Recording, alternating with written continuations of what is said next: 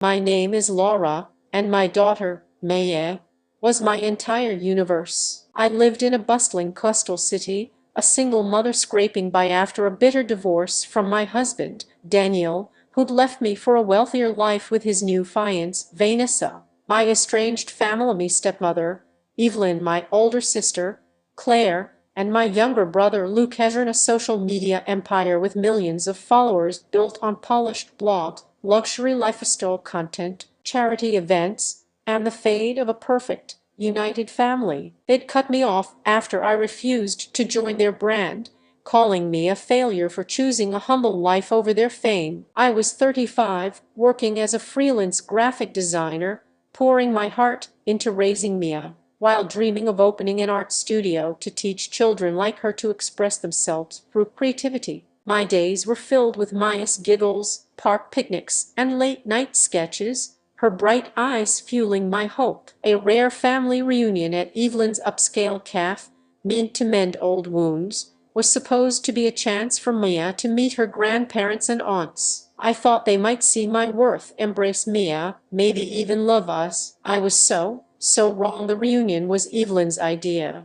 "Let's put the past behind us," she said in a polished email, her tone suspiciously warm. I envisioned a day of cautious reconciliation, soft lighting, coffee aromas, and me charming everyone with her drawings. I spent weeks preparing, choosing a navy coat that made me feel confident, teaching Maya to say hello politely, hoping for a flicker of family warmth. Lucas helped organize the event, and Claire hinted at a special moment to unite us. I was nervous but hopeful, picturing Maya laughing with her cousins, my family softening toward us. I'd lay awake, clutching Maya's tiny drawing of our family, dreaming of a new start, believing they might value us. I was naive, blind to the trap they were setting. The reunion day arrived, and Evelyn's cafe was a vision: sleek marble counters, golden light filtering through windows, the hum of wealthy patrons and influencers sipping lattes. I held Maya's hand, her backpack full of crayons, as we navigated the crowd.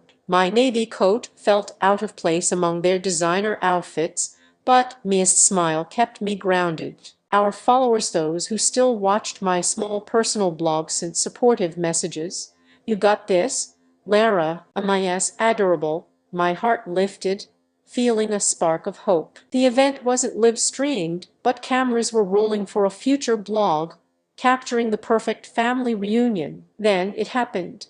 Mia, excited, reached for a cupcake on a display tray, and a waitress later identified as Vanessa's cousin, Rachel, slapped her hand hard, snarling, "Don't touch that, you little brat!" Maya yelped, tears streaming, and I rushed to her, my heart pounding. The crowd gasped, but before I could react, Evelyn stepped in, her voice sharp. "Laura, control your child," Claire added. "You're embarrassing us." Lucas stayed silent, his eyes down. Daniel, standing with Vanessa, muttered, "Maya's too wild." The cafe buzzed with judgment, patrons whispering, cameras catching every moment. I scooped Maya up, her sobs breaking my heart, and stormed out. The reunion shattered before it began. I confronted Evelyn the next day, at her office, Mia clinging to me, my voice trembling with rage. "Your waitress slapped my daughter. Why defend her?"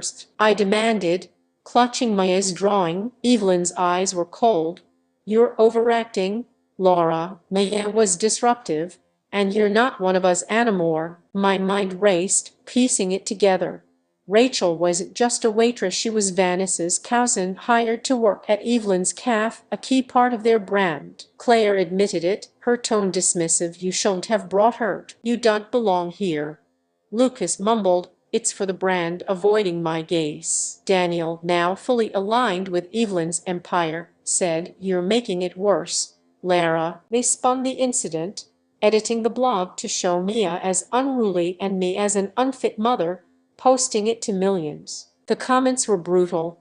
"Laura's a terrible mom. Poor family stuck with her. They didn't cast me out, they buried me," spreading lies online that I was hysterical, ensuring I was shunned. The city saw me as the failure who ruined the reunion, while Rachel faced no consequences. The years that followed were a descent into darkness. I moved to a tiny apartment, struggling to afford rent, my freelance work drying up as the family's influence blacklisted me. I replayed the slap in my head, Maya's cries haunting me. Had I failed her? Evelyn's calls were relentless, her voice soft but cutting. Maybe you're too emotional, Lara. Claire texted. We love Maya, but you need help. Lucas urged me to apologize for the scene. Daniel, now thriving in their empire, asked me to move on for Mia's sake. Their gaslighting was so convincing, I began doubting myself, questioning if it overacted. It held Mia's drawing, terrified I was failing her. My dream of an art studio faded, replaced by shame. I avoided the city, dodging whispers at playgrounds and stores, my heart breaking with every hate comment online. Lara's unhinged. She doesn't deserve me.